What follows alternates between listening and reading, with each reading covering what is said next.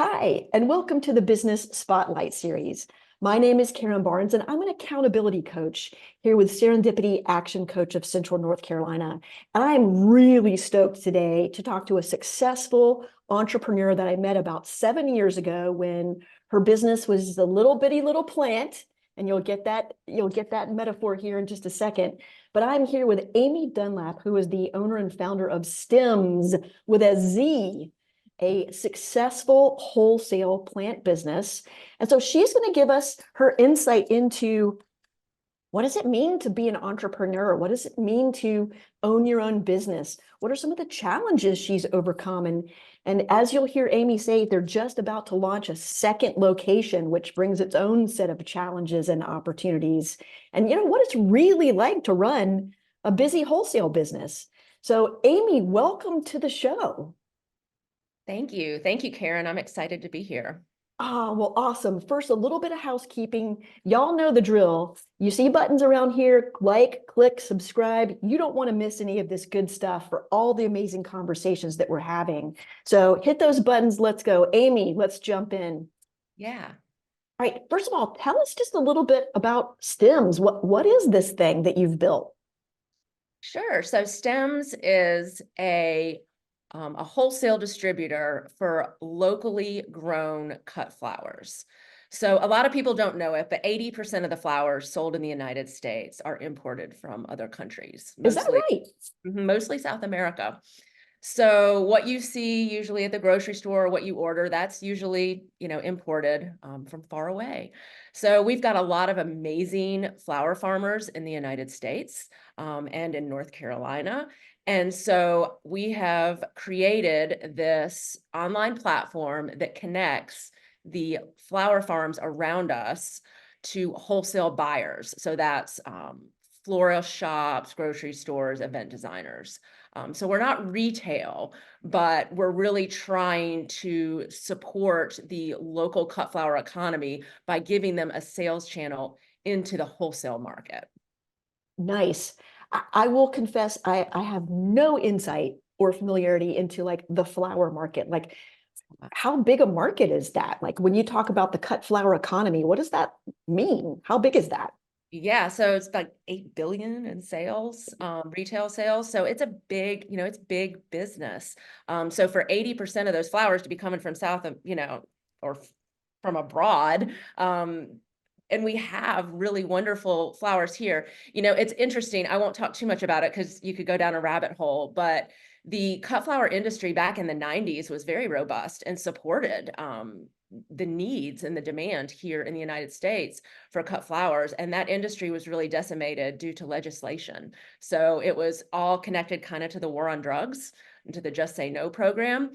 So farmers in South America were incentivized to grow flowers instead of Keiko to make cocaine.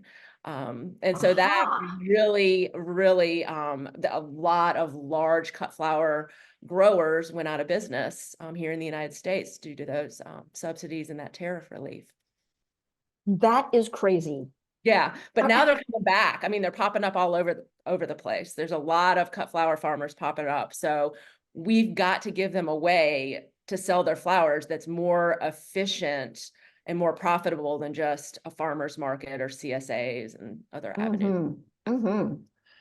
Wow. I mean, you've blown my mind already. Like, I just had no idea about that. And I'm going to talk about that for like the next 2 days.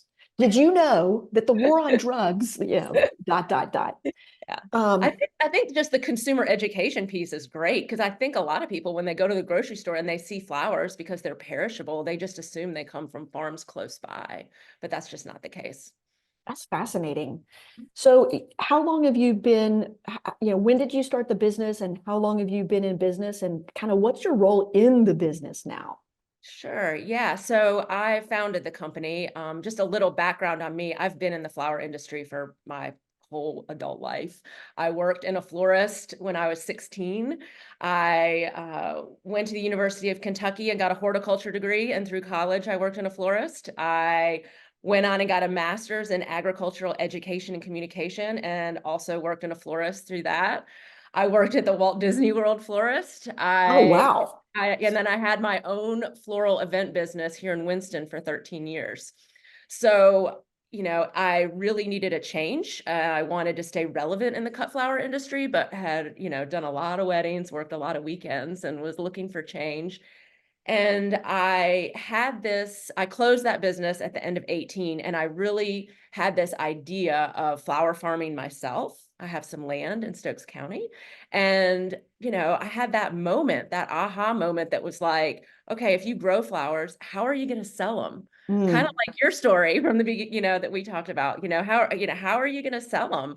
And, I wanted to sell to floral designers. I didn't want to sell in the farmer's market necessarily. And, I thought about, as a wholesale buyer for 13 years, how many local flowers I bought, and it was very little. And mm, so I really dug into, why is that? Why did I buy such a small amount? And it's because it was too hard. I didn't know what they had. I didn't know where they were located, and I didn't have time. So instead of growing flowers and adding to the supply chain, I created Stemz and just started researching how to support these existing farmers and get their flowers sold more efficiently. I So love that's it. kind of, where it is. So now, I'm the CEO. I, we officially launched in August of 2020 after a beta test in 2019. And, it was the middle of the pandemic, so it was a little weird. I kind of feel like most of the customer discovery work I did prior to launch in 2020 was just like irrelevant. Mm, It was like we just had to start, and we did. We jumped in. So really, I feel like our first real year was 2022. mm, Where we really got some good numbers and traction, because we were really just struggling with there weren't a lot of events. I mean, we were very sure.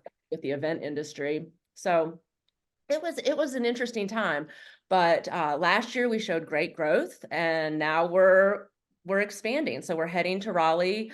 That will start early March, which is right around the corner. And we also are in Charlotte. We have a partnership with a distributor in Charlotte called Derita. So it is, all the local flowers are coming through Stemz and all of our customers, but Derita is handling the distribution piece in the Charlotte area, which is a great partnership. Congratulations, Amy. That is, I was listening to a podcast on the way in, and the one of the lines that I took from it was, sometimes a setback, like the pandemic was for nearly everybody, is actually setting you up for success, Yeah. right? So, I know you had to throw out all that customer discovery, but I love what you just said, which is like, we just had to start, Yeah. Yeah. right? Isn't that like most of the battle? Like, we just have to start. Yeah. And as I've learned, customer discovery never stops anyway. Hmm. So you got to keep learning and transitioning to and trying to figure out where that value really lies. So, So yeah. tell me one thing you wish more people knew about your business. That's a great one. There's a lot of confusion when it comes to cut flowers, as I've said, about where they come from. So just that educational piece is important. But also there's a lot of consumers out there that are like, oh, can I get, cut flowers from you? And Hmm. not sell to the consumer. We only sell wholesale. However, we do have a really interesting marketing program that we set up called Design Local, where our Design Local members are our buyers that are our biggest buyers. And we feature them on social media, and there's a link on our website, so we can guide consumers to find the retail shops that actually do support local.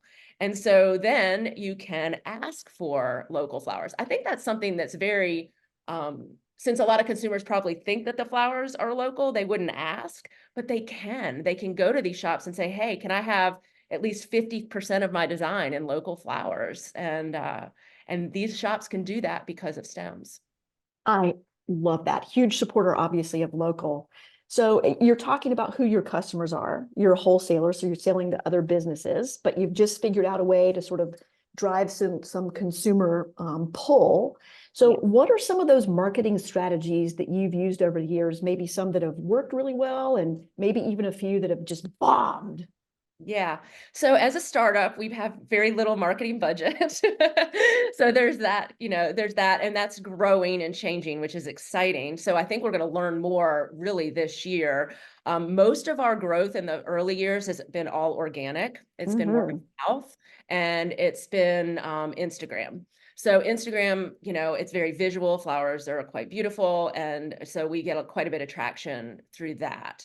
The Design Local program is our first real marketing program where we are featuring these designers that support local, and that has proven to really show some good success. It's a hard thing to track because it's removed once Yeah. removed. But we're just going to keep pushing forward with it because I think it's a great message, and can really help the whole end game, which is, strengthening the local cut flower community. Love it. So you have you've been in business for yourself for a few years now. You're doing really well. Mhm. Like as you look back, and I hope you will take the time to look back because you've come a long way and you deserve to give yourself some credit and celebration. Like, what are some of those things you feel like you've done really well and some of those hurdles that you've faced that have just been like, okay, I'm going to have to learn a hard lesson here? Yeah.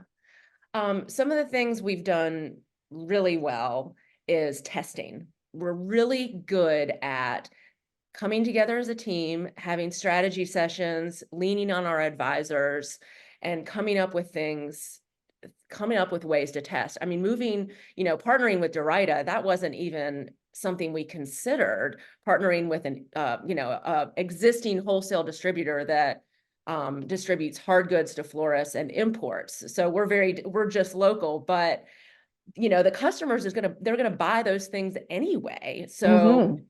it was kind of a beta to start out like, okay, let's offer local and work with this distributor and see what happens. And that's been interesting. But yeah, we have ideas and we continue to test.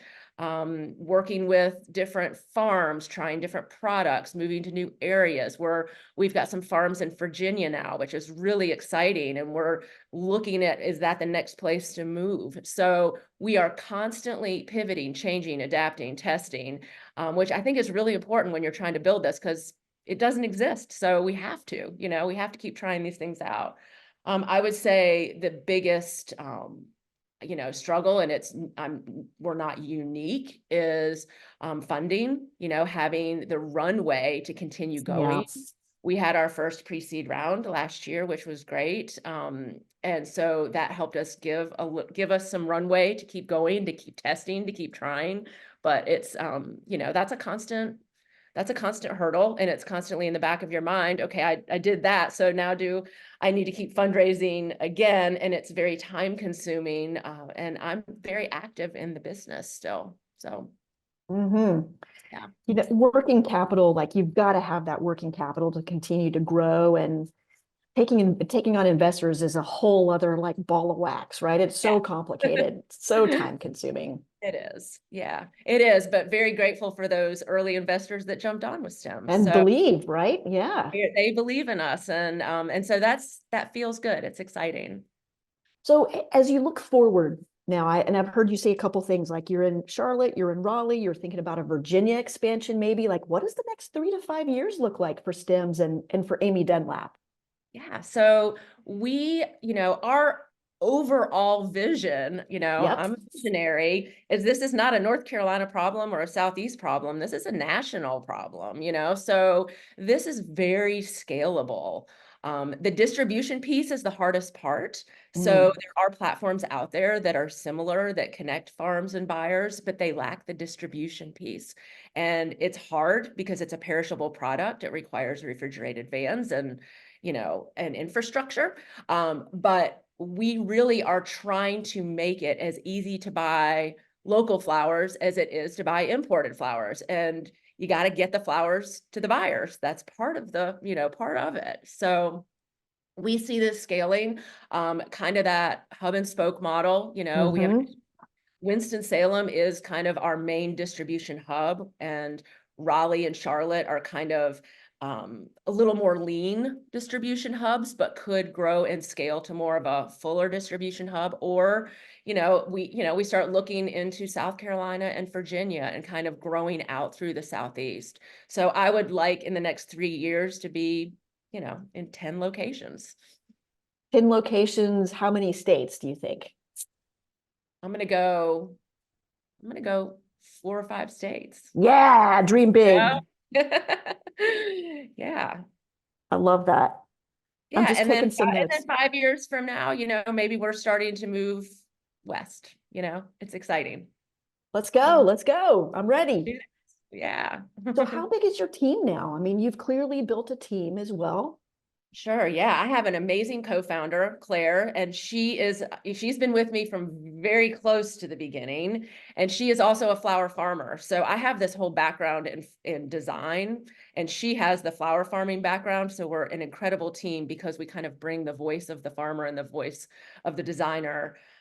We have a lot of debates, because it's a two-sided marketplace for us. It's difficult, Yeah. so having her is amazing.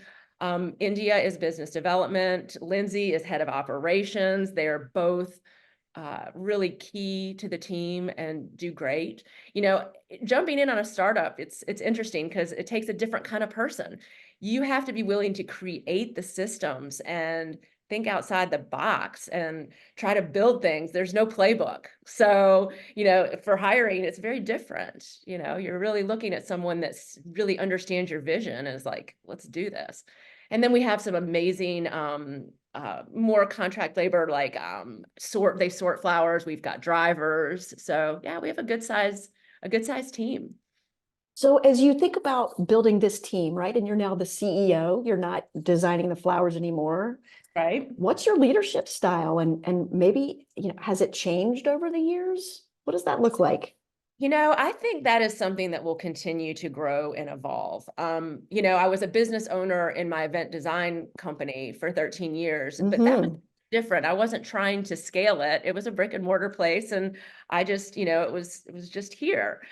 This is very different because I'm trying to scale it. And so I think probably what I'm doing a lot better at and what I'm realizing is very important is alignment.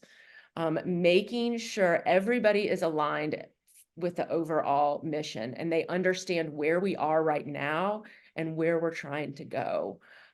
I think that is number one. And when I first started, I don't think I was that great at it because I wasn't sure where I was going. I had a lot of Completely. assumptions I needed to prove and doubts, and I wasn't sure what it was going to look like. But now that I've got some validation, I've got some traction, I feel like I'm evolving as a better leader. And I'm enjoying it. See, that's the whole key. So I heard a great saying the other day, and you're one of these people, you're out there, you're doing something kind of first, right? So the saying was, you're not crazy, you're just first. Yeah. I'm going to use that, Karen. Right? Right. You're not crazy, you're just first. That's first. So you have just dropped some amazing, bits of advice and insight and frankly, education on us. And I hope everyone will go back and listen to this again. But I want to switch the energy level here just a sec. I mean, Okay. it's been great, but let's go. We're going to do some rapid fire questions. Are you ready? I'm ready. Okay, Amy Dunlap. What is the key to success for you? I'm going to fail at the first one. Focus. Excellent answer. Excellent answer. What is your one piece of advice for other business owners? To keep grinding, keep going, keep trying, keep testing. We talk so much with our clients about testing and measuring, right? It's just so important. If you're going to go out and take the risk on an experiment, you got to know if it's working or not, right? And how you run the next test and make it be better.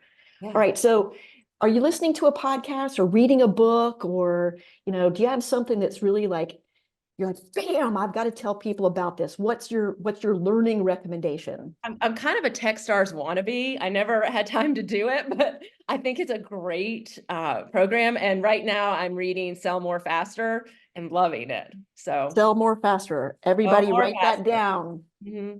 Sell more faster. Who doesn't want to do that? Levers is a good one too. So yeah. All right. Okay, this is actually my favorite question to ask because it's kind of silly but super insightful. Okay. Kind of like me. Okay, so if you had magic pixie dust and it had the ability to fix anything immediately that it touched, where in your business would you sprinkle your magic pixie dust? I would sprinkle it in logistics. Logistics. Tell me why. Tell me more about that. I think so. It's logistically, there's a lot of challenges to logistics, trying to get your product from point A to point B, and it's perishable, and you're dependent on the farms and the weather conditions, and there's just so many variables. So if I could sprinkle my pixie dust, it would be all our farmers have the perfect conditions to supply all the needs, and we have the ability to easily get it to where it needs to go. I think farmers might like that as well. If we could I just think have the perfect growing season all the yes, time, that would be yes. awesome. Okay, here's my last question. What is most inspiring to you today? I am finding a lot of enjoyment in watching other founders. I've made some great connections. We're part of Winston Starts, meeting some other founders, and it's really fascinating to see how they grow and how the changes that they make in their journey. So I find that very inspiring. I think it takes a really brave and tough person to be a founder, and Mhm. I I have a high respect for people that jump in and try it. So Me too. yeah. Me too. So, Amy, where can we find Stemz? You mentioned Instagram. What's your Instagram handle so we can go look at all these beautiful flower arrangements from our local designers using local flowers? Yeah, it's find FIND stems STEMZ, Awesome. and our Uh, website is findstems.com. awesome. Amy, it has been a joy talking with you today. You're a grinder, you're a visionary, you just, I love your origin story. You clearly have a passion for agriculture and farmers and flowers. And I thank you for that because that's really part of the backbone of this local economy. And anybody that's trying to grow the local economy is a good friend of mine. So thank you so much for being here today. It's been a pleasure. Thank you, Karen. All right, everybody. This is another just, holy cow, mind-blowing conversation. If you didn't write all these things down, like rewind, watch it again, share it with your team members because Amy is an entrepreneur who's doing it right and has the courage to be taking some of these risks, even when it's really hard, and then to just keep going. All right, until next time, thank you so much. Talk to you soon.